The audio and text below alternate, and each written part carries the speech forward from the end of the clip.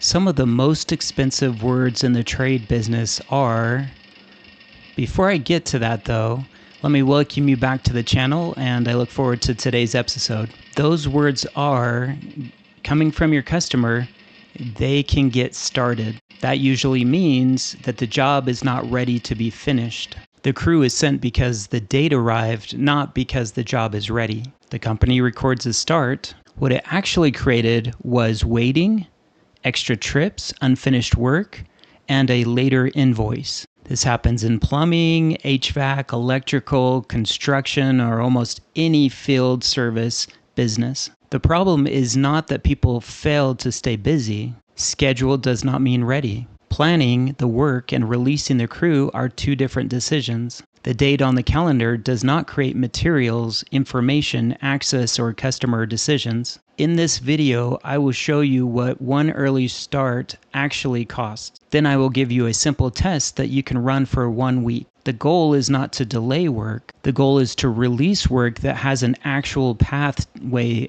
to completion. Imagine a 4-person crew scheduled to begin a normal installation on Monday morning. Most of the materials are on site. One important item is missing. The latest plan still contains one unanswered question. Access to one work area is blocked. The customer expects the crew because Monday is on the calendar. The crew is available and can perform part of the work. So the company says, send them.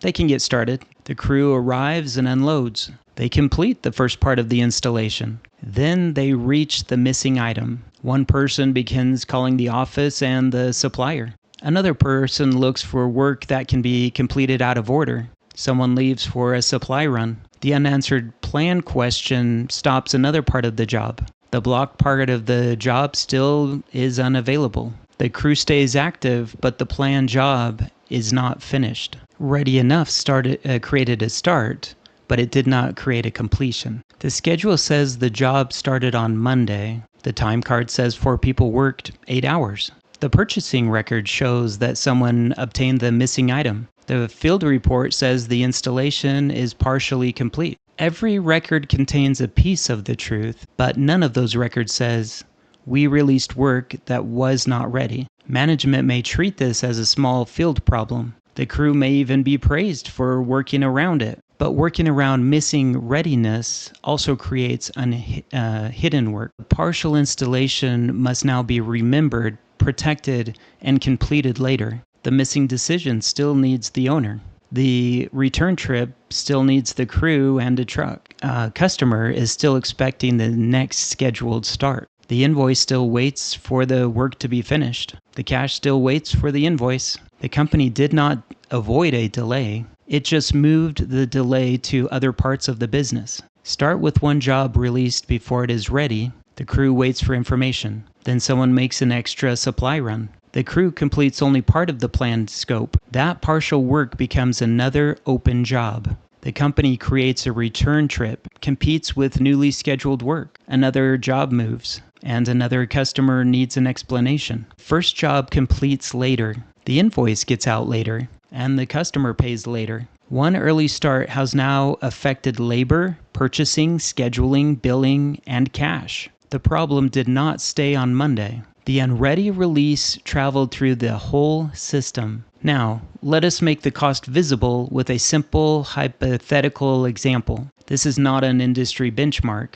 It is a simple way to see the mechanism. The company sends 4 field employees. Each person works 8 paid hours. That is 32 paid field hours. Suppose 4 hours goes to waiting and phone calls. 3 hours go to searching and checking incomplete information. 3 hours go to the extra supply run and related travel. That is 10 paid hours that did not move the planned install towards completion. Suppose another 6 hours produce partial work that must be reopened or completed later. 16 hours remain that move the planned job towards completion. The company paid for 32 field hours, but only 16 hours moved the planned job towards completion. The extra trip will consume more time on another day. The open work will consume more scheduling attention. The delayed completion will delay the invoice. Starting early did not save time, it created more work. Monday ends with one job open,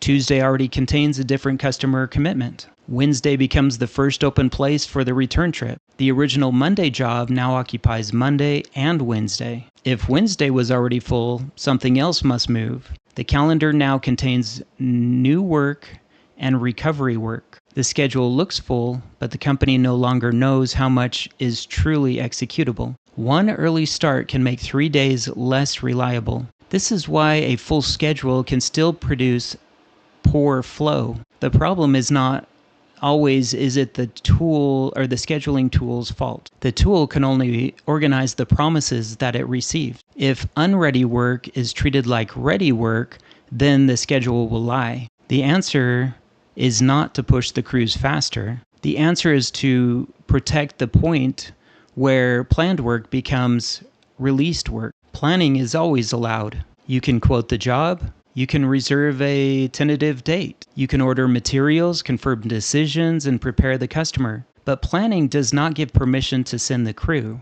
Release must be protected. Protection does not mean waiting for perfection. Construction and service work will always contain uncertainty. It means the job has a reasonable path to completion. It means known blockers have an owner and a plan. It means the crew is not used as the company's problem detector. When a job is not ready, move ready work forward if that's possible. Do not turn skilled field time into problems that the office should have known about. Run this test during one normal week. List every job released to the field. For each job, ask whether it was ready when the crew arrived. Use a simple yes or no. If the answer is no, record the main blocker. The reason short. Material, information, access, customer, or preceding work is not enough. Record the paid hours lost to waiting, searching, calling, and extra travel. Record the extra trips and the early start created. Record the date the work was actually complete. Record the date the work became billable.